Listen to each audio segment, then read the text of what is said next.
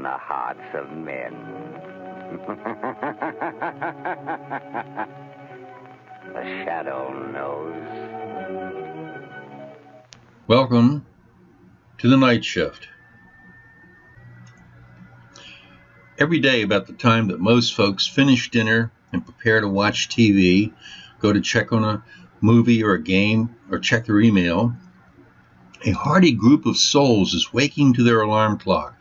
They may be reaching for their phone to quiet a buzzer or a happy song announcing that it's time to get up, get dressed, fix coffee, and have a breakfast burrito or some other late-night sustenance. For this group of people, work the night shift.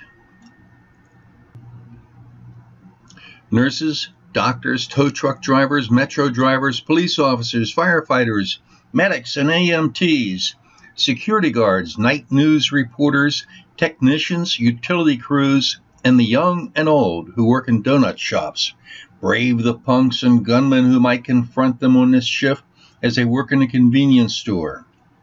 By 9 o'clock, they're all on the move. Some have shifts that start at 10, many at 11, and most at midnight. They all work the night shift. Some love it, others hate it, all adjust to the waking in the dark and going to bed when it's light outside. For most, they have no choice. A few select the night shift for a variety of reasons. Traffic is light going to work. Many start the trek to work in the hills of the Blue Ridge. What students in the 50s learned in school was the fall line, at a time when learning about geography, the names of rivers, seas, mountain ranges, and such things as Piedmont and Tidewater was significant. Now people live in such areas as the Tidewater region may not even know that designation.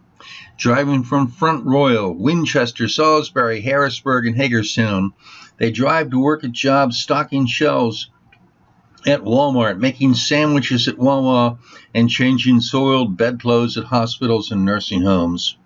Doctors began to triage gunshot victims in hospitals in Baltimore, Chevrolet, Norfolk, Richmond, Washington, and Wilmington. As the night peaks in the next couple of hours after midnight, the bars let out, the drunks take to the road. Many make it home okay, some do not, and manage to hit trees, utility poles, and careen down embankments, while a few smash head-on into other vehicles. The Grim Reaper is on the night shift too.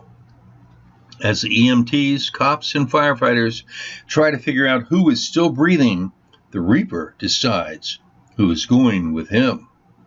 The ghoul and the newly dead will make the first stop on the cold, hard slab on the medical examiner's office. Of course, taking a number in the queue of death.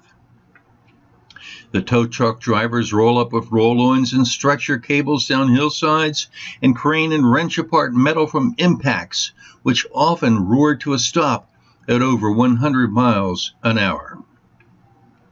Firefighters roar through city streets with sirens screaming, horns blaring, and people, dogs, and vehicles scurrying out of their path.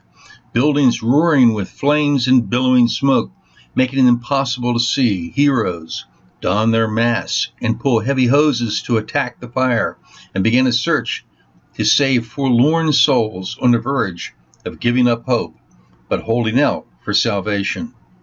Older apartment complexes built before modern construction codes were enacted go off like tinderboxes, without any sprinklers to dampen the fire and give residents a chance to flee.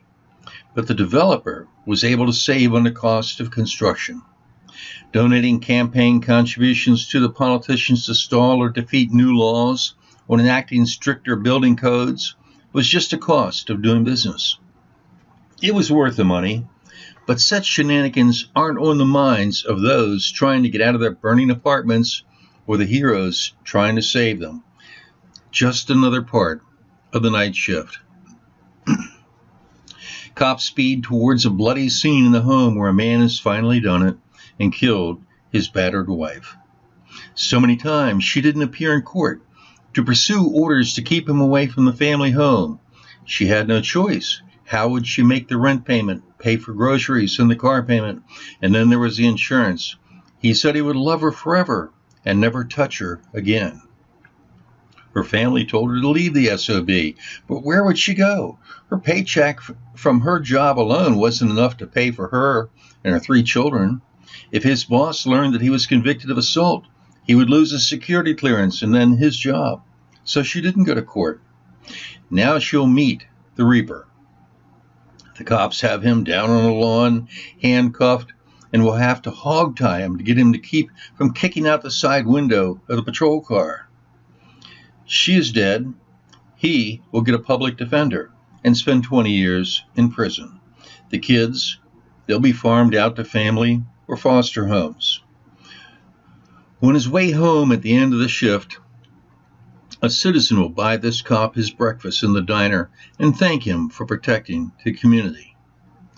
Another citizen will mutter the F word and damn cops under his breath as the cop walks by to walk to his car for the drive home to go to sleep.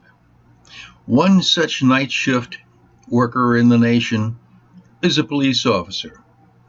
Alabama Highway Patrol Sergeant Robert Burrows, who was at his home on Sunday afternoon, March 3rd, 2019, when an AF4 tornado with winds at about 174 miles per hour ripped a swath a mile wide and 24 miles long in Lee County, Alabama. Mid-afternoon is prime sleeping time for those who work the night shift. March and April are also prime time for tornadoes such as the E5 that ripped through southern Maryland on April 28, 2002, killing 6 people. Sergeant Burrows was critically injured when the tornado hit his town. His wife Sandy suffered minor injuries. They both went to the hospital along with one of the children. Alabama law enforcement agency confirmed that Sergeant Burrows is stationed at the Opelika Post and is now in intensive care at East Alabama Medical Center in Opelika, Alabama. His home is gone. His state patrol cruiser sits off to one side where his home used to be, with branches strewn across it, but perhaps not totaled. The family of Sergeant Burrows has set up a GoFundMe page to request donations to assist Sandy and Robbie Burrows to recover from their injuries and rebuild their home. Help Sergeant Robbie Burrows recover his home and go back to work on the night shift. Thank you for joining us tonight on the night shift, and we'll see you next time.